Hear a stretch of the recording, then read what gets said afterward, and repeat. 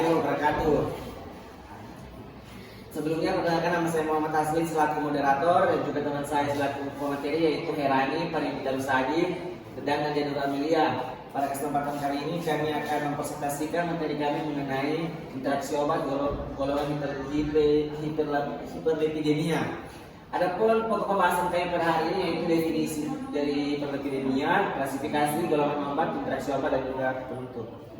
Langsung saja, hiperlipidemia adalah kondisi di mana terjadi peningkatan kadar lipid atau lemak dalam darah seperti kolesterol dan juga trigliserida. Penanganan hiperlipidemia sendiri sering melibatkan perubahan gaya hidup seperti mengadopsi diet sehat dan berolahraga secara teratur. Hiperlipidemia adalah kondisi medis yang ditandai oleh kadar lipid atau lemak yang tinggi dalam darah. Lemak termasuk kolesterol dan trigliserida merupakan komponen penting dalam tubuh dan berperan dalam fungsi normal organ dan sistem. Namun jika kadar lipid melebihi batas normal dapat menyebabkan masalah kesehatan.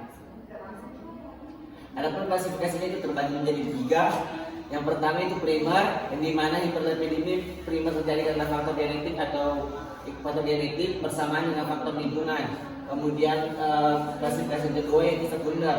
Hiperlipidemia sekunder terjadi karena akibat dari penyakit atau kondisi tertentu seperti diabetes, penyakit hati, hipotiroidisme, obesitas dan penyakit ginjal. Kemudian klasifikasi ketiga yaitu dislipidemia campuran, di mana adalah kondisi terjadi peningkatan kadar kolesterol dan trigliserida dalam darah secara bersamaan. Ini dapat disebabkan oleh kombinasi faktor genetik dan lingkungan yang mempengaruhi metabolisme. Selanjutnya saya serahkan ke yang saya. Kemudian yang selanjutnya itu obat hiperlipidemia dibedakan menjadi 4. Yang pertama statin, kedua fibrat, ketiga ezetimibe, keempat inhibitor PCSK9. Yang pertama, statin. Statin adalah kelompok obat yang digunakan untuk mengurangi kadar kolesterol dalam tubuh, khususnya kolesterol LDL, yang dikenal sebagai kolesterol jahat. Contoh obatnya yaitu atorvastatin. Mekanisme kerjanya melibatkan penghambatan enzim HMG CoA reduktase yang mengurangi produksi kolesterol dalam hati. Yang kedua, simvastatin. Obat ini juga bekerja dengan cara menghambat enzim HMG CoA reduktase dengan mengurangi produksi kolesterol di hati. Simvastatin membantu mengurangi kadar kolesterol LDL dalam darah. Kemudian yang ketiga, contoh obatnya itu ada rosuvastatin. Rosuvastatin juga bekerja dengan menghambat enzim HMG CoA reduktase. Ini mengurangi. Kemudian selanjutnya ada golongan fibrat. Golongan fibrat adalah jenis obat yang digunakan untuk mengatur kadar lemak dalam darah, terutama kolesterol dan trigliserida. Contoh obatnya yaitu gemfibrozil. Gemfibrozil bekerja dengan mengaktifkan enzim lipoprotein lipase yang membantu dalam pemecahan trigliserida dalam darah. Kemudian contoh obat selanjutnya itu fenofibrat. Fenofibrat bekerja dengan meningkatkan aktivitas lipoprotein lipase dan mengurangi produksi trigliserida di hati. Kemudian contoh obat selanjutnya itu besafibrat. Besafibrat bekerja dengan meningkatkan aktivitas lipoprotein lipase dan mengurangi produksi trigliserida di hati. Selanjutnya golongan ezetimibe. Ezetimibe adalah obat yang digunakan untuk mengurangi kadar kolesterol dalam darah. Obat ini bekerja dengan menghambat penyerapan kolesterol dari makanan di saluran pencernaan sehingga mengurangi jumlah kolesterol yang diserap ke dalam darah. Contoh obatnya itu ada ezetrol. Mekanisme kerjanya adalah dengan menghambat penyerapan kolesterol dari makanan di saluran pencernaan. Kemudian contoh obat selanjutnya itu Vitorin. Mekanisme kerjanya mirip dengan Liptuset. Ezetimibe menghambat penyerapan kolesterol di usus, sementara simvastatin menghambat enzim HMG CoA reduktase di hati. Dalam kombinasi ini, obat ini membantu mengurangi kadar kolesterol dengan 2 mekanisme yang berbeda. Kemudian golongan inhibitor PCSK9. Inhibitor PCSK9 adalah jenis obat yang dirancang untuk menghambat protein PCSK9 Contoh obatnya itu alirocumab. Mekanismenya dengan mengikat dan menghambat PCSK9 yang bertanggung jawab untuk mempercepat pemecahan reseptor LDL di hati. Contoh obat selanjutnya ada evolocumab. Mekanisme kerjanya mirip dengan alirocumab, yaitu dengan mengikat dan menghambat PCSK9. Selanjutnya itu baucocizumab. Mekanisme kerjanya sama seperti alirocumab dan evolocumab, yaitu dengan mengikat dan menghambat PCSK9.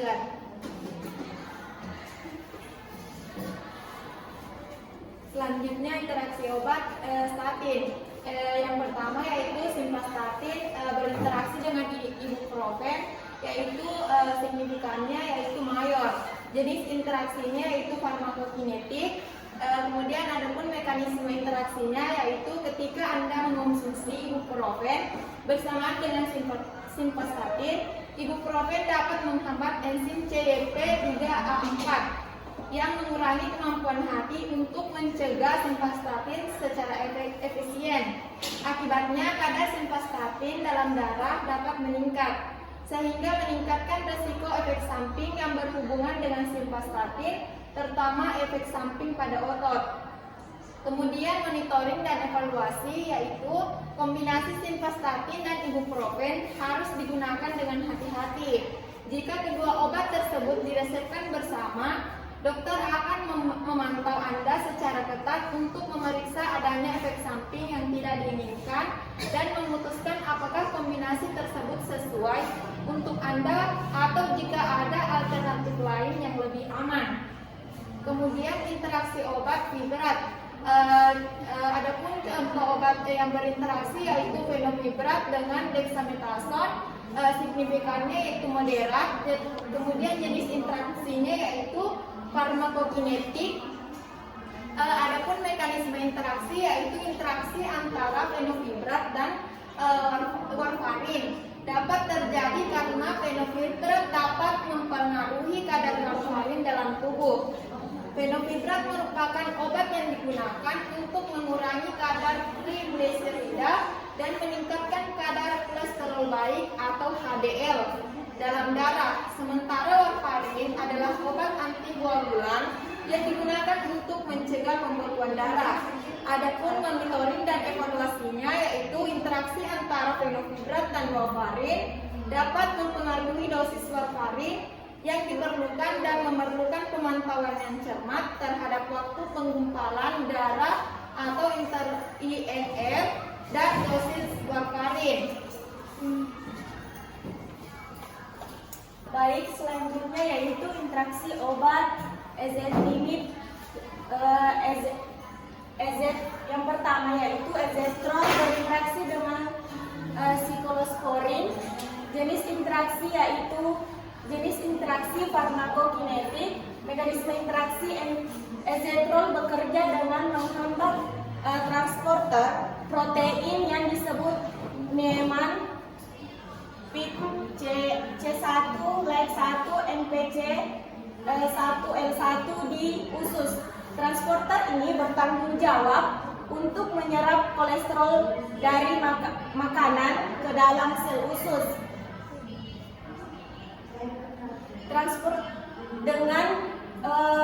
Dengan menghambat transporter ini, ezetrol mengurangi penyerapan kolesterol. Namun, NPC 1L1 juga terlibat dalam penyerapan siklosporin. Oleh karena itu, penggunaan ezetrol dapat menghambat penyerapan siklosporin sehingga mengurangi kadar siklosporin dalam darah. Kemudian monitoring dan evaluasi. Berdasarkan hasil pemantauan, dokter dapat menyesuaikan dosis siklosporin jika diperlukan. Jika kadar siklosporin meningkat atau menurun di luar kisaran target, dosis disesuaikan untuk memastikan efektivitas dan keamanan pengobatan. Kemudian interaksi obat inhibitor PCSK9. Yang pertama itu alirocumab berinteraksi dengan warfarin. Jenis interaksi farmakokinetik. Yang mekanisme interaksi obat antara alirocumab dan warfarin mungkin terjadi melalui perubahan dalam aktivitas sistem koagulasi darah. Alirocumab dapat menurunkan kadar PCSK9 yang pada gilirannya meningkatkan aktivitas reseptor LDL dan mengurangi kadar kolesterol LDL. Hal ini dapat mempengaruhi kerja warfarin yang menghambat aktivitas faktor pembekuan darah yang tergantung pada vitamin K. Monitoring dan evaluasi penting untuk tetap memantau kadar koagulasi darah secara teratur dan memberitahu dokter Anda tentang setiap perubahan dalam kondisi. Kemudian dokter akan dapat melakukan penyesuaian dosis warfarin yang tepat berdasarkan respon Anda terhadap pengobatan kombinasi ini. Selanjutnya saya akan kembalikan kepada moderator. Baik, itulah tadi presentasi dari kelompok kami. Selanjutnya kami tutup dan ucapkan wassalamualaikum warahmatullahi wabarakatuh.